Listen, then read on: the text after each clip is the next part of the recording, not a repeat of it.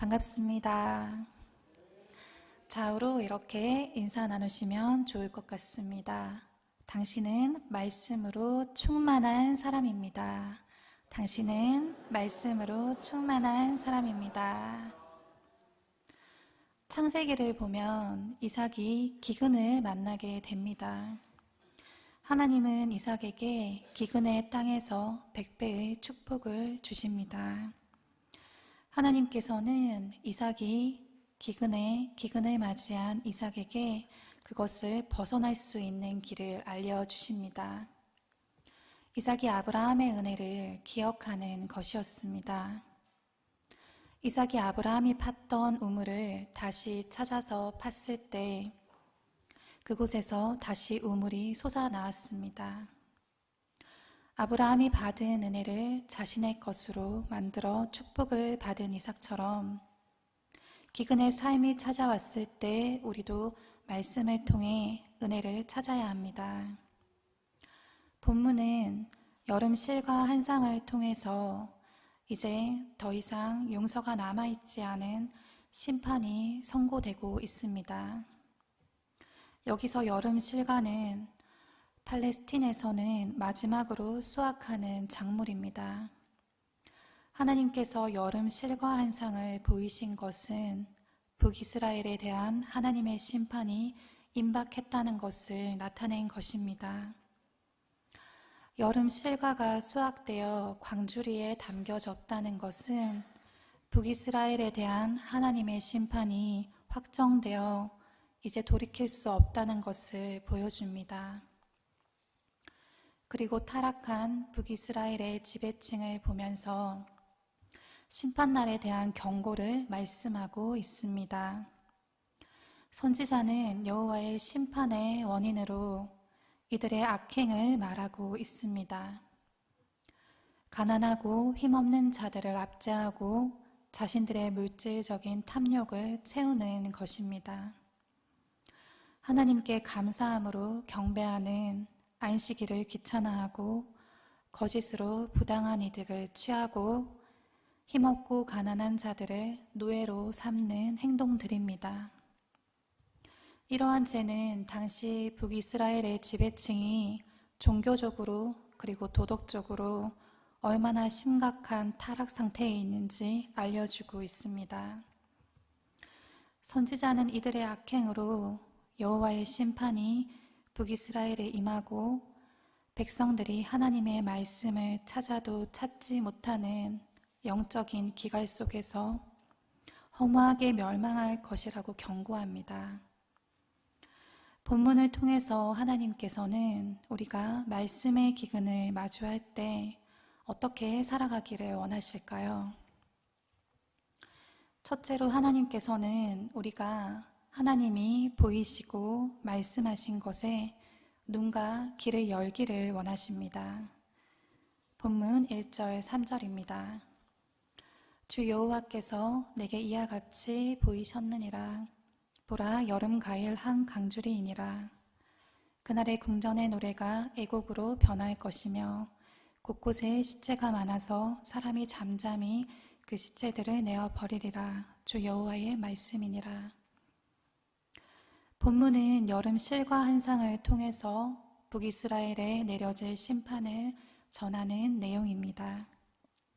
1절에 주 여호와께서 내게 이와 같이 보이셨느니라 라는 말씀과 3절에 주 여호와의 말씀이니라 라는 본문의 표현은 아모스가 무엇을 따라 무엇에 근거하여 선지 사역을 감당했는지 또 무엇을 따라 움직이고 행하며 말하였는지 그 근거를 분명하게 밝히는 내용이라 할 수 있습니다. 그것은 하나님이 보여주신 것, 하나님이 말씀하신 것에 근거합니다. 그런데 이러한 본문 말씀은 다른 각도로 생각해 보면 그가 하나님이 보여주신 것에 그 눈을 열고 있었고 하나님이 말씀하시는 것에 그 길을 열고 있었음을 나타내고 있습니다. 아무리 하나님이 무언가를 보이시려 해도 무언가 말씀하시려 해도 눈과 귀를 막고 있다면 어떻게 그것을 깨달을 수 있을까요? 아무스는 하나님이 보여주신 것, 말씀하신 것을 보고 듣는 눈과 귀가 있었고, 하나님이 원하시는 것을 바로 깨닫고 그대로 행하는 삶을 살았던 것입니다. 그의 삶은 하나님 보시기에 귀한 것이었고, 북이스라엘 백성들이 받아들이건 받아들이지 않건 커다란 반향을 일으키는 의미심장한 것이 되었습니다. 사람은 보고 듣는 것을 행동과 삶으로 나타내게 됩니다. 악한 것, 거짓된 것, 추하고 부끄러운 것을 가까이 한다면 그와 같은 삶을 살게 됩니다.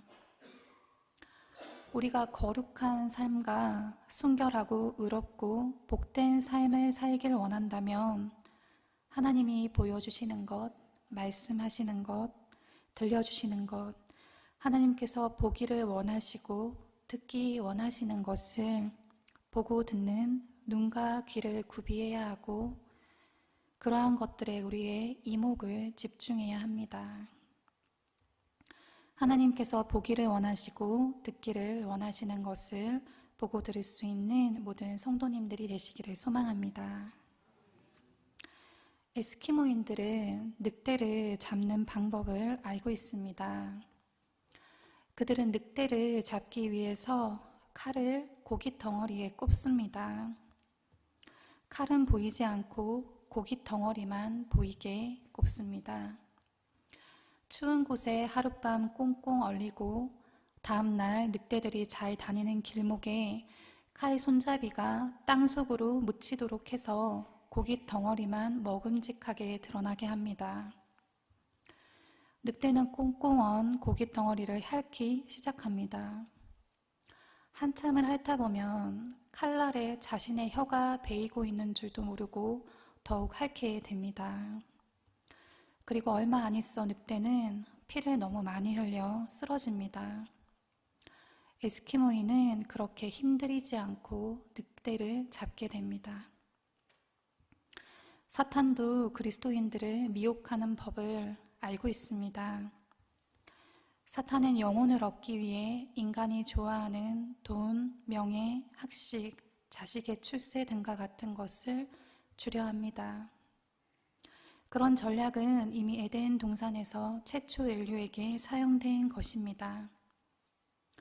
지금도 인간은 그 덫에 걸리고 있습니다. 사탄은 예수님께도 그런 것들로 유혹했지만 주님은 유혹을 이기시고 사탄의 유혹 속에 있는 영혼을 죽이는 칼날을 알고 계십니다.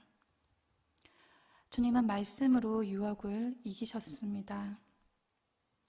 말씀은 영적으로 분별할 수 있는 눈을 갖게 하고 성령께서 말씀으로 역사하시면 세상의 이면에 사탄이 유혹하는 모든 것을 간파할 수 있습니다.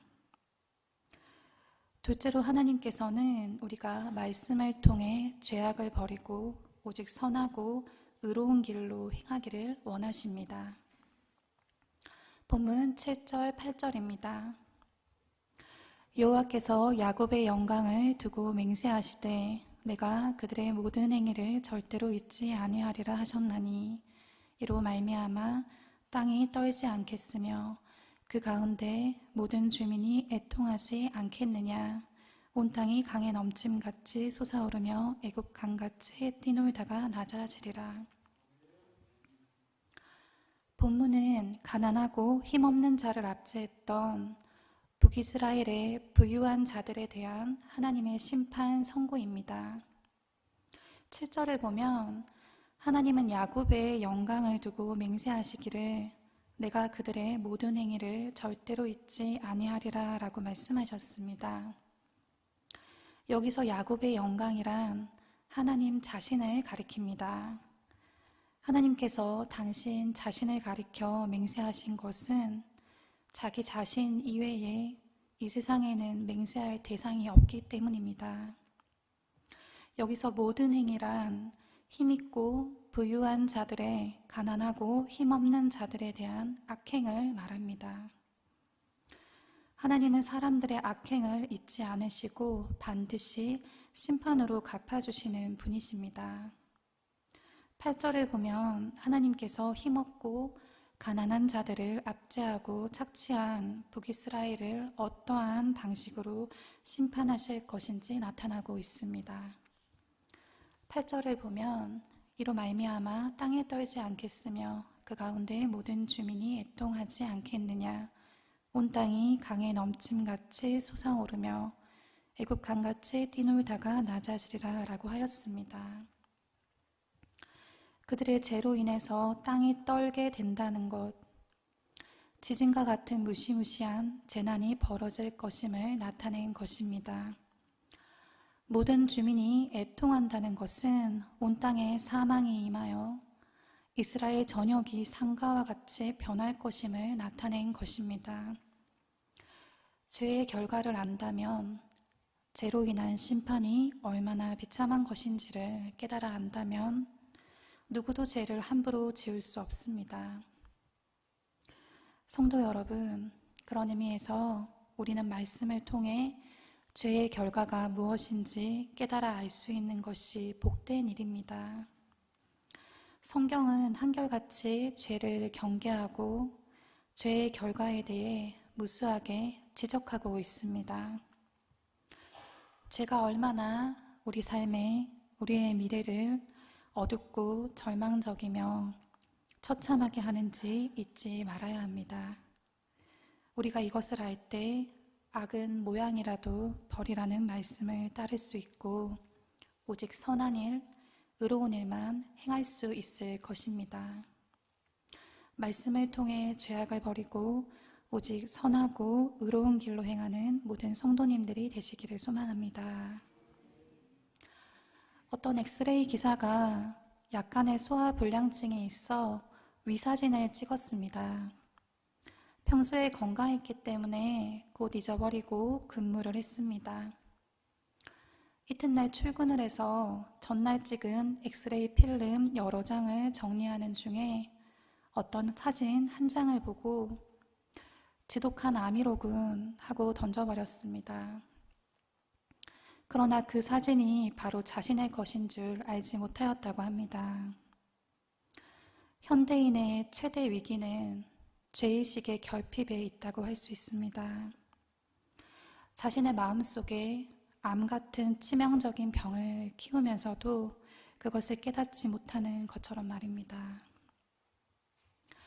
셋째로 하나님께서는 우리가 양식의 기근보다 더 무서운 것이 하나님 말씀의 기근이라는 것을 알기를 원하십니다.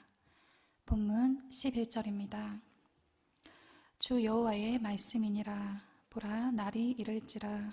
내가 기근을 땅에 보내리니 양식이 없어 주림이 아니요 물이 없어 가람이 아니요 여호와의 말씀을 듣지 못한 기갈이라. 11절에서 말씀하는 기근은 양식의 기근이 아니라 말씀의 기근입니다.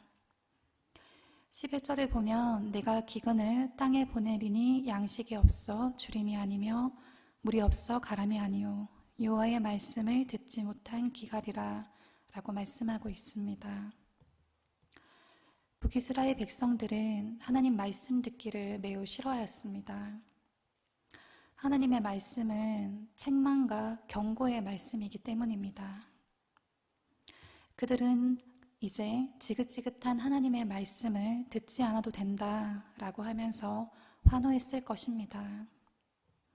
그러나 사람이 생명을 유지하는데 양식보다 더 중요한 것은 하나님 입에서 나오는 하나님의 말씀입니다. 하나님께서 북이스라엘의 영의 양식인 말씀의 기근을 보내신다는 것은 북이스라엘에 속한 자들의 육신만 아니라 영혼까지도 멸하시겠다는 말씀입니다.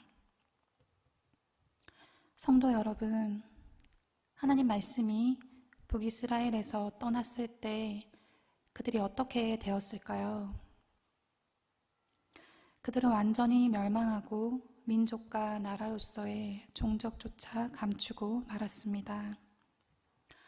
남유다의 경우 하나님의 심판으로 나라를 잃기도 했지만 그들에게 하나님께서 말씀만은 거두지 않으셨고 이후 회복의 날을 맞이할 수 있었습니다. 그러나 북이스라엘은 멸망으로 완전히 끝나고 말았습니다. 성도 여러분, 이것이 말씀의 기근의 결과입니다.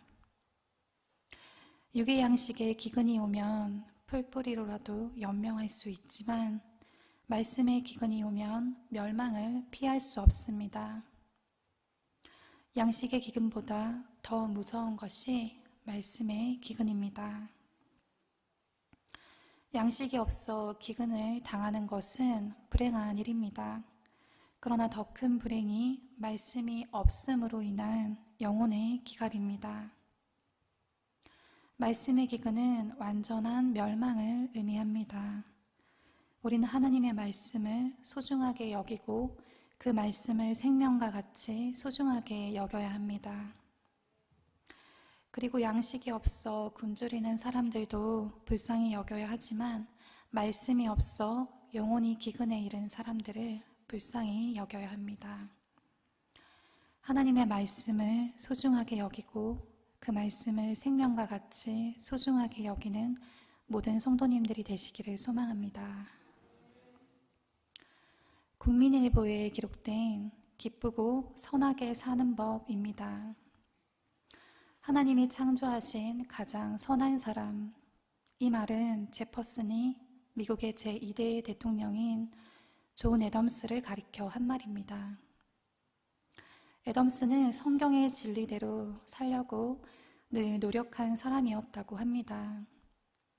성공에 대해서 그는 한 나라가 성경의 교훈대로 지낸다면 공의와 인애가 지켜질 것이다 라고 말했다고 합니다.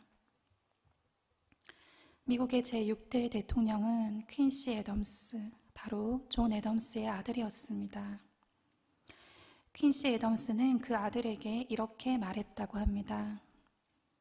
때를 따라 성경을 읽고 묵상한다면 사람이 기쁨 가운데 선하게 살 것이다. 하나님께서는 우리가 말씀의 기근을 마주할 때 하나님께서 보기 원하시고 듣기를 원하시는 것을 보고 들을 수 있기를 원하십니다. 말씀을 통해 죄악을 버리고 선하고 의로운 길을 행하며 하나님의 말씀을 소중하게 여기고 그 말씀을 생명과 같이 소중하게 여기기를 원하십니다. 이스라엘이 심판을 당하는 이유는 말씀을 떠나고 말씀이 선포될 때 말씀을 배척한 결과 때문입니다. 우리가 마지막 날 심판이 임할 때 구원을 소망할 수 있는 것은 우리가 하나님 말씀을 마음에 담고 있을 때 가능합니다. 오늘도 말씀으로 인도하시는 하나님을 바라보며 순종하는 모든 성도님들이 되시기를 소망합니다. 기도하겠습니다. 사랑이 많으신 하나님 아버지, 말씀으로 영의 양식을 채워주심에 감사드립니다. 하나님께서 원하시는 것을 보고 들을 수 있도록 인도하여 주시옵소서. 말씀을 통해 죄악을 버리고 선하고 의로운 길로 행하도록 인도하여 주시옵소서. 하나님의 말씀을 생명과 같이 소중하게 여기며 살아가도록 인도하여 주시옵소서. 언제나 말씀으로 충만하게 하시고 저희의 모든 삶을 인도하여 주시옵소서. 예수님의 이름으로 기도드립니다. 아멘.